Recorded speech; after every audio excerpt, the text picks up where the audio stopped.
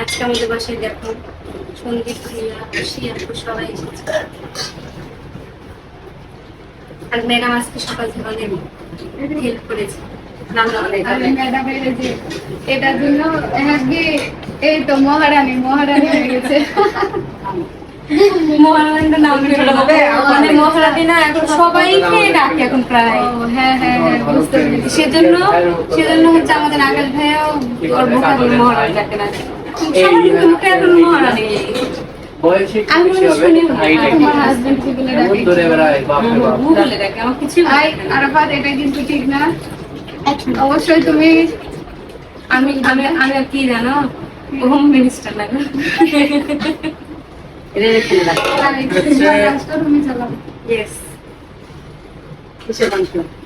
রাজহাঁসের মাংস। কথা বলে এতক্ষণ কাউকে থাকা যাবে না, বেচার অনেক সমস্যা। ফার্স্ট পেপার আর এই যে পাতলা ডাল রান্না করেছি।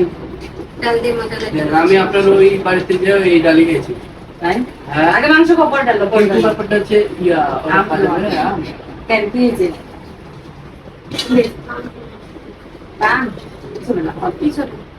এমনি প্যাকেজে বলছে ইয়ার মতো হচ্ছে কেমন আমি অল্প করে তুলে দিই, বাসে পুরাই তারপর যে লাগা সেটাই লাগা।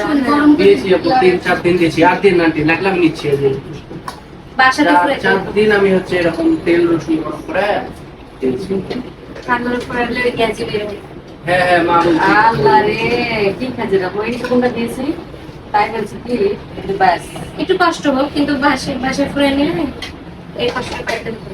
লেবু একদম যদি বেশি হয়ে যায় তখন তোমাকে এটা আবার বন্ধ করে ফেলতে হবে। জান কিন্তু বেশি গ্যাস বের হয় তখন তাহলে সোনা ভরে দাও, কিছু একটা সোনা আমার ছোট জন্য কিনে ইয়া হয়ে গেল সেদিন পরে ওটা একটু খুলে আছিল, একটু চাপ দিয়েছি আর বেঁকে গেছি। তো ওই যে ওটা খাবার আর যাই হোক এটা আবার একদম রেখে দেওয়া হবে না, বারবার একটু তুমি পেট আচ্ছা হাসির আবার কথা বলি।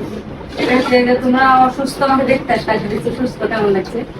সুস্থ মতো মানুষকে উপর থেকে না ভাইয়া, আম্মু যখন আম্মুর পেট ব্যথা যখন উঠছে তখন আর রোগী আম্মু এক রোগী খারেক রোগী দেখতেছে। একদম সুস্থ। আমার মায়েরও সেম তো সেম জিজ্ঞাসা কিন্তু ওটা এখনো 15 দিন পরে না তোমার ইয়া দিয়ে চিকিৎসা দিয়ে। হ্যাঁ যে তুমি বললে না সিস্টেমের ব্যাপারে, বলছে কি যে ওষুধ দিতে দিল 7 দিন খাওয়া লাগবে, তারপর 7 দিন অপেক্ষা করতে। কি অবস্থা, এত দামি ওয়াশিং মেশিন আর এভাবে ধুলা পড়ে আছে। এভাবে আসলে ধুলা পড়তো না, ফ্রিজটারও অবস্থা কেরাসিন। আন্টি আসলে অনেক অসুস্থ, তো মেডিকেল থেকে আসলো 3 দিন থেকে। তারপরে বর্ষা আবার প্রেগনেন্ট, সেও তো অতটা কাজ করতে পারবে না, বাড়ির কাজ করে বলতে দাদি।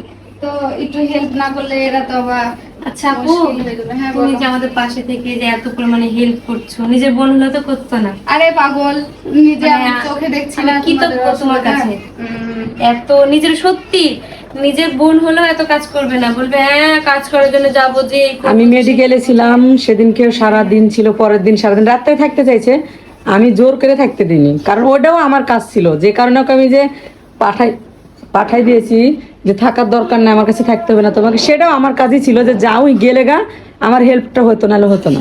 আর আমি যাই রাতে মানে মনে করছি আন্টির বা ব্যথা উঠলো নাকি, ব্যথা উঠেছিল, ঠিক একটার সময় এই উঠেছিল। ব্যথাটা উঠেছিল। একা ছিলেন তাহলে? কিন্তু তোমাকে আমি মিস করছিলাম অনেক। একা ছিলেন, আমি এতবার বললো থাক। সামান্য এতটুকু পরিষ্কার করে দিছি, তার জন্য কৃতজ্ঞতা জানাতে হবে। সামান্য পাগল বলে নাকি তুমি? সামান্য এটা ওই সকালে উঠে হাঁস পরিষ্কার করলো, হাঁস কাটলো, আমার আম্মু শুধু রান্না করলো, মানে সবকিছু এদিক দেখাও। আরটা যে এই যে এখান থেকে শুরু করে এগুলো করে এই